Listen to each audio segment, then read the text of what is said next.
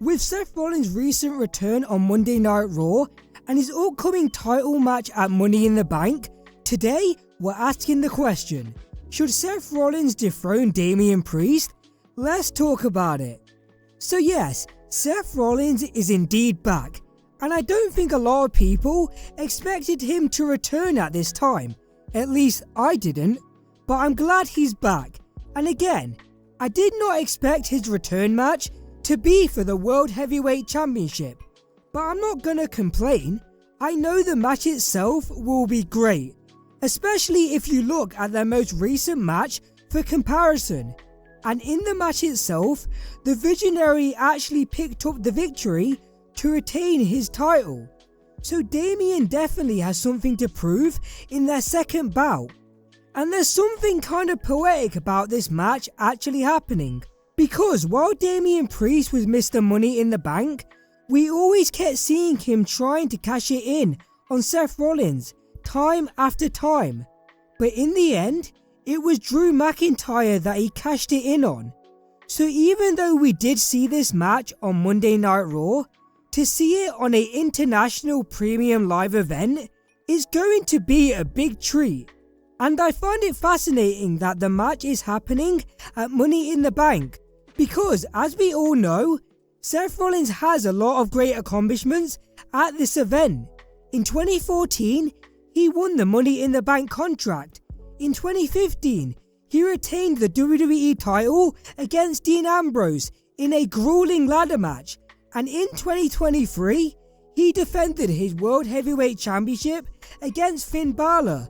And interestingly enough, last year when Seth Rollins retained his title, Damian Priest won the briefcase. So it's interesting that on the same night, both superstars were victorious in their respected matches. So with all the accolades the Visionary has at Money in the Bank, could he add another one and defeat Damian Priest? Honestly, even though it would be cool to see him defeat Damian, especially since he'd already done it in their previous match, and again, he's had a lot of great accomplishments at this event, so him winning would add to the fact even more. And even though it would be great, I don't think Seth winning would be the best move right now. And I know, a lot of Seth Rollins fans aren't going to be happy about that, but let me explain. So the problem with Seth Rollins winning is that even though it would be a cool sight, seeing him hold the title again, especially after returning from injury and losing the world title to Drew McIntyre at WrestleMania, and it would tie in with his 2017 comeback where he returned from injury and defeated Roman Reigns at Money in the Bank to become the new WWE Champion. And him defeating Damian Priest would add to a theme of him defeating Judgment Day members at Money in the Bank, as he beat Finn Balor last year, and then him defeating Damian this year. It would be a unique achievement. But the problem is that we've seen Seth hold the world title already, and Gunther is waiting in the wings. Don't get me wrong, if Seth never won the title at the start, then I'd say go for it. Let him be the one to dethrone Damian. But he did win the title at the start, and Gunther is awaiting his world title shot. So what would be the point of Seth winning again, if just to lose to Gunther at SummerSlam? I mean, there would be an unpredictable factor to it, but that would be about it. And let's not forget, throughout Seth Rollins' world title reign, some fans wanted him to drop the title several times, even to Jinder Mahal, who I have no problem with, but you understand my point that there was a portion of the fanbase that were already tired of his reign. And again, I know that's not everyone, but I'm just making a point.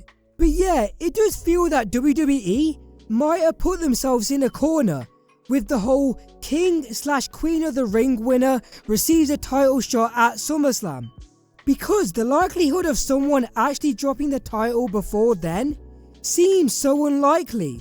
Like, I didn't expect Bayley to lose to Piper Niven, but I definitely didn't knowing that Nia Jax is the challenger at SummerSlam.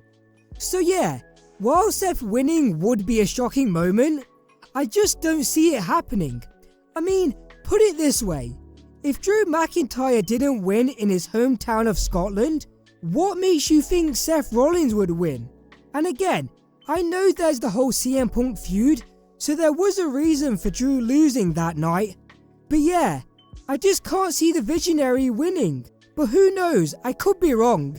Maybe he will win the title that he lost at WrestleMania, and he will go on to defeat Gunther at SummerSlam, and have that match with CM Punk that was meant for WrestleMania 40. Or Damian Priest retains his world title yet again and adds another big name to his championship reign. And don't forget, if Damian is going to drop the title to Gunther, then it makes sense to build up the world champion as much as possible, and the win over the Visionary would definitely do that.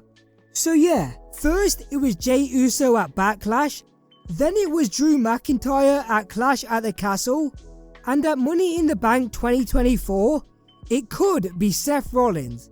So yeah guys, that'll be it for today, but I want to know, do you think Seth should be the one to dethrone Damian, or should the reign continue? Let me know in the comments below, leave a like, subscribe, and more importantly, take care.